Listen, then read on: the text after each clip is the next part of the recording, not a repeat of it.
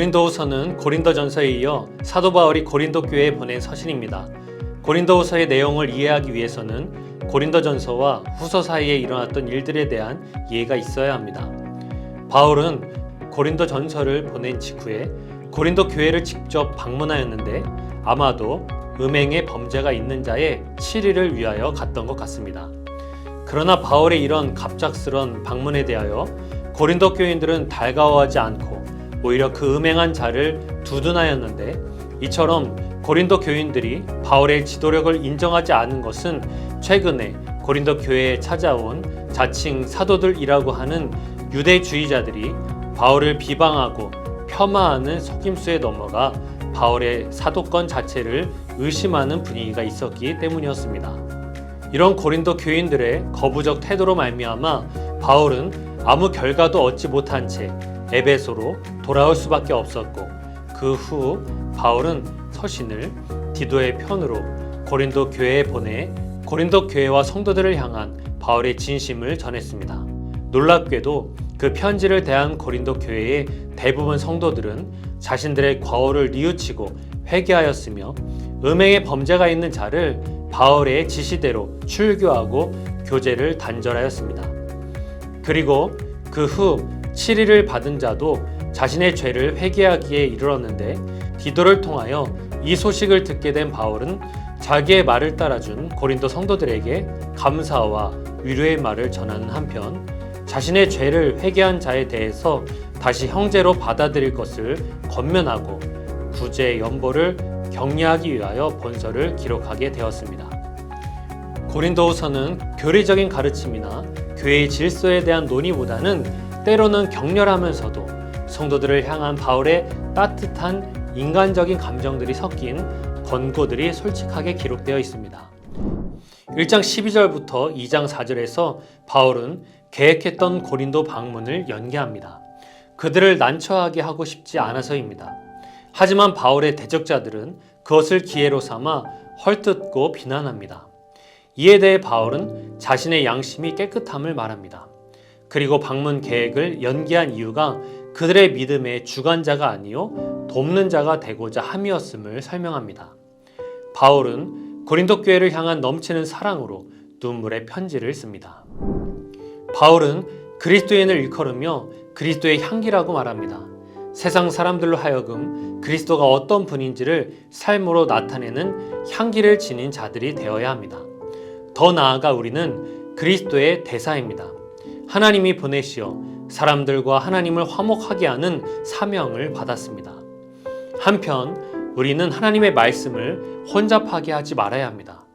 혼잡하게 하다의 뜻은 물건을 속여 팔아서 부당한 이득을 취하다, 값싼 물건을 떨이로 팔다라는 뜻입니다. 우리는 항상 하나님의 말씀을 순전함으로 받아들이고 전해야 하는 사명이 주어졌습니다. 8장 1절부터 6절에서 바울은 헌금과 관련해서 마게도냐의 성도들, 곧 빌립보, 데살로니가, 베레아 등에 있는 교회들을 칭찬합니다. 그들은 극심하게 가난했지만 헌금만큼은 풍성하게 넘치도록 했습니다. 이것은 아가야 지방의 교회들에게 도전과 격려를 하기 위한 것이었습니다. 8장 16절부터 24절에서 바울은 헌금위원으로 세 사람을 추천합니다. 이들은 아가야 지방의 교회들이 주는 헌금을 예루살렘에 전달하는 책임을 졌는데 바울은 이를 중요하게 여겼습니다.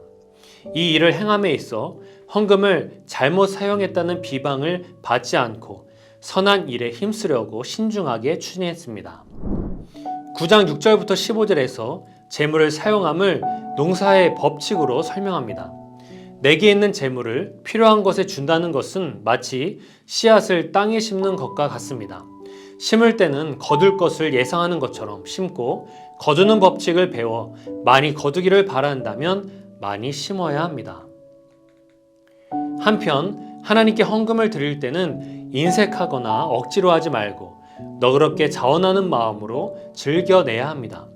하나님은 우리의 쓸 것을 넘치도록 주시며 더 나아가 우리가 모든 선한 일을 넘치게 할 수 있도록 넉넉하게 주시기 때문입니다. 11장 5절과 6절에서 바울은 부드럽고 겸손한 자세로, 그러나 담대함으로 자신을 예수 그리스도의 사도로 소개합니다. 어떤 이들은 바울이 키가 작고 체구가 아주 왜소하고 목소리도 작았다고 합니다. 또 어떤 이들은 그가 약간 말을 더듬었다고 비방했습니다. 하지만 바울은 사도들과 동등하다는 것을 겸손하게 설명하면서 사도의 표시로 고난, 진실한 생활, 희생적인 사랑, 그리고 환상과 계시를 증거로 제시합니다. 특히 바울은 거짓 교사들이 전하는 가르침이 복음의 진리에서 벗어났음을 입증하기 위해서 더욱 자신의 사도권을 변호하는데, 그 근거로 그는 거짓 교사들이 자랑하는 것처럼 그들의 인간적인 배경과 신비적인 체험과 능력 등과 같은 인간의 강함보다도 오히려 자신의 그리스도 안에서의 고난의 경험들과 연약함 속에서 이루어지는 그리스도의 능력을 그 증거로 제시하고 있습니다. 이처럼 바울이 자신의 사도권에 대하여 강력하게 변호한 것은 자신의 명예나 유익을 위한 것이 아니라 오직 자신이 전한 복음의 진실성을 옹호하기 위한 것이었습니다. 11장 11절부터 21절은 충성된 복음 사역자로서 바울의 인격에 대해 알 수 있습니다. 그는 재물에 관심이 없고 오직 영혼 구원에만 관심을 가졌습니다. 그래서 기꺼이 자신의 시간과 재능과 힘과 권리 등을 사용합니다. 바울을 대하는 사람들의 배은 망덕에도 불구하고 그들에 대한 사랑을 조금도 줄이지 않았습니다. 자신의 모든 것을 그들의 덕을 세우기 위해 행함을 통해 든든히 서가게 하는데 열심을 다했습니다. 13장 1절부터 6절에서 바울은 고린도 교회의 잘못을 교정하고자 권면과 경고를 담은 편지를 2번이나 보낸 것을 밝히며 직접 방문할 때는 죄인들을 엄중하게 다스리겠다고 경고를 합니다. 끝으로 사도 바울이 고린도 교인들을 위해 하나님께 드리는 기도의 내용이 나옵니다. 그들이 죄에서 벗어나 온전하기를 기도하며 고린도 교회를 향한 바울의 축도로 서신을 마칩니다.